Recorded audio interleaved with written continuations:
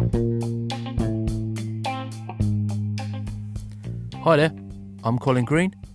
You're listening to Spike Pit, but this is not one of my normal episodes. I'm calling these episodes my drive-by episodes, wherein I speak a little bit more candidly about the things that are on my mind. I'll be pulling less punches, maybe biting a bit less on my tongue. Now, if you think that's perhaps not such a good thing, then this is not the episode for you. Remember, this is a drive-by.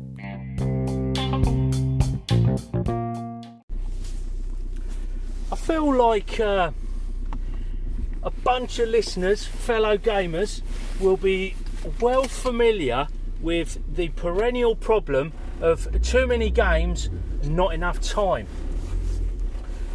And this at the moment is really biting me on the arse in terms of Adventures in Middle-earth. Getting all juiced up to play it. And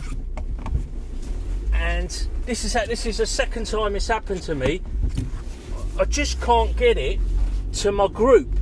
We're immersed in the play in Chult and the jungle, and I don't want to abandon that campaign to just sort of launch into something else.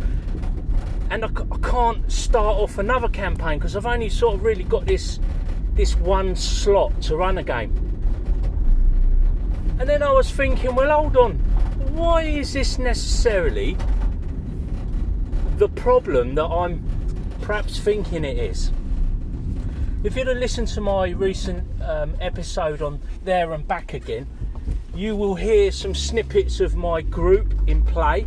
You'll know that they're big fans of Middle-earth, as am I. I've talked about The Hobbit as being probably the largest single influence in my early years, leading to my immersion that I've got in the hobby today, really. So, if I put Middle-earth itself to one side, a lot of what attracts me to Adventures in Middle-earth is the fact that it takes D&D 5, changes it up, and makes it a lot more like my own kind of homebrew as played version of D&D 5.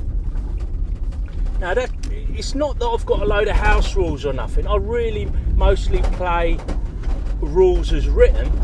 It's just there's things that we don't sort of do much of that maybe other groups do. Like, I'm not massively immersed in the realms. Stuff is not super magical. Don't give out loads of magic items out of the book, and I just tend to make stuff up. And similar with monsters. I have a kind of a palette of monsters that I mess about with, reskin, and I don't find myself delving into the monster manual half as much as I'd probably like to, or in fact do. So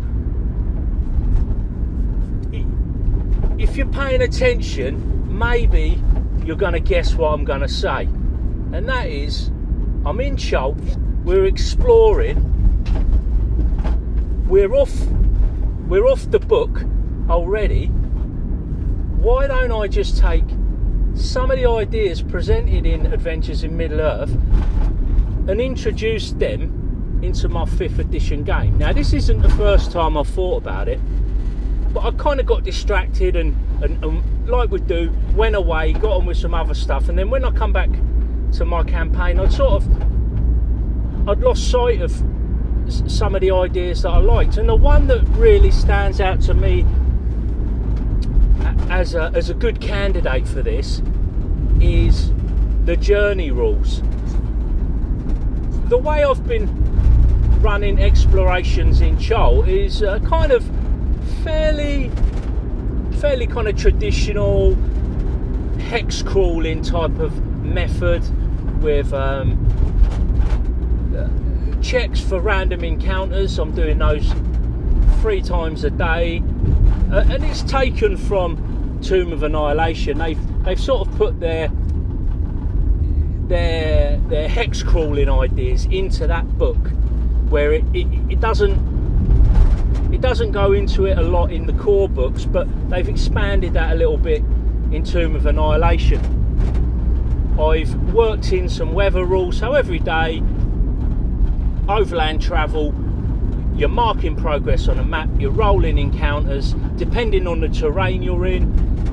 You've got a double page spread of random encounters, and I just sort of chuck other stuff in there from other products, DM's Guild stuff and what have you, and we've been playing like that. Now, I'm nearly 40 sessions in, and we've had a mix of exploration, we've had some adventure sites that the heroes have engaged with, and we've done quite a lot of sessions in and around Port Nyanzaru.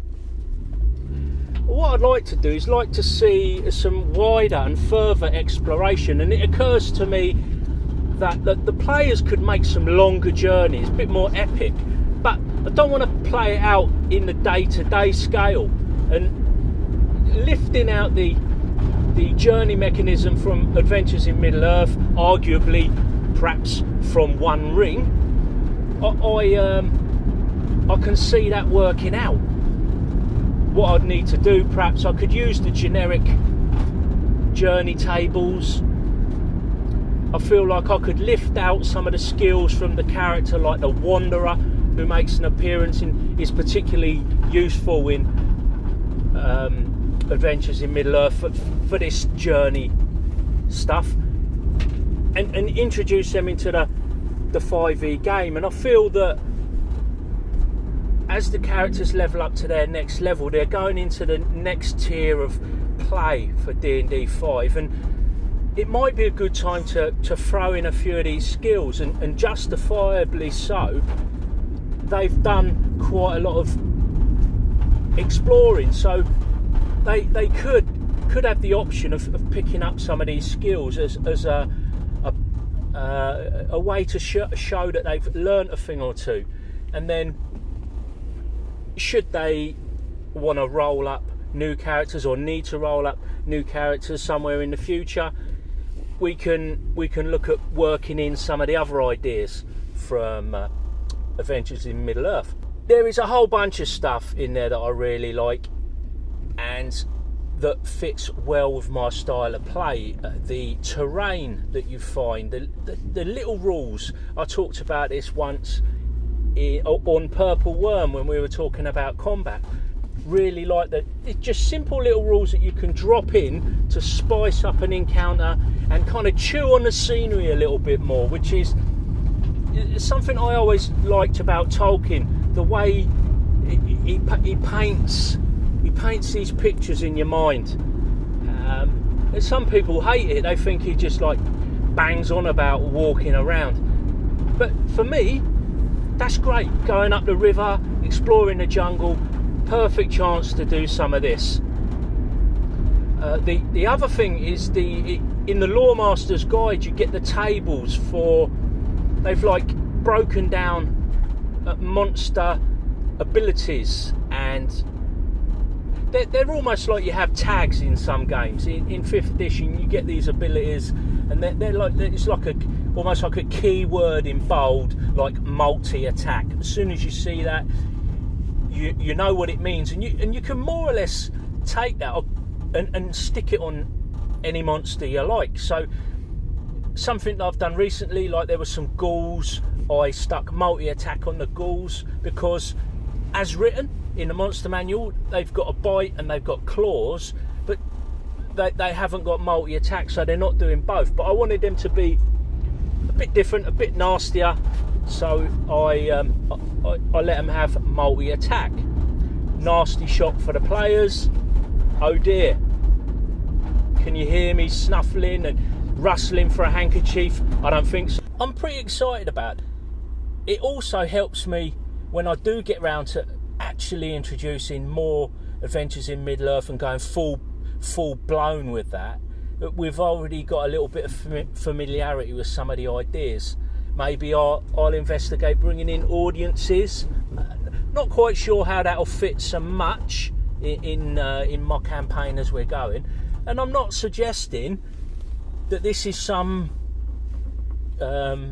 super duper 5e hack that will work for everyone.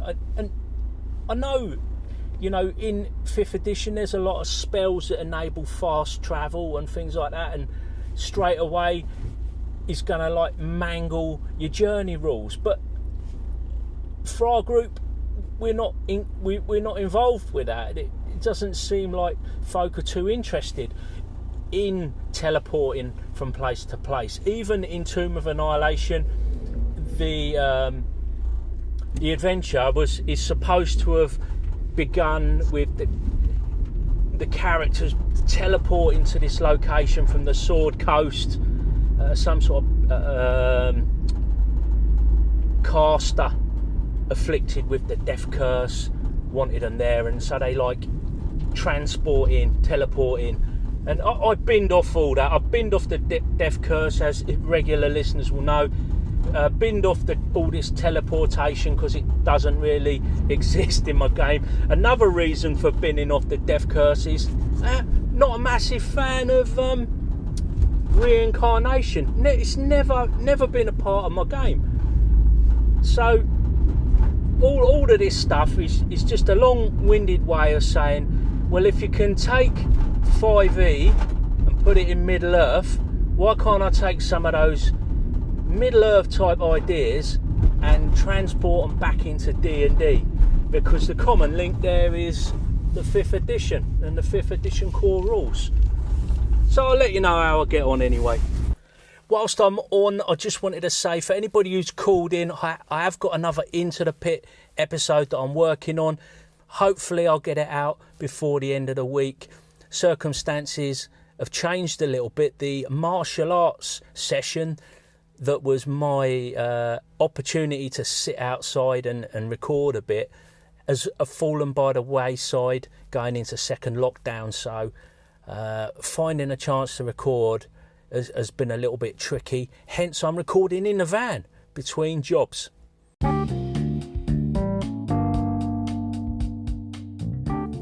Thank you for listening to this Spike Pit drive-by episode.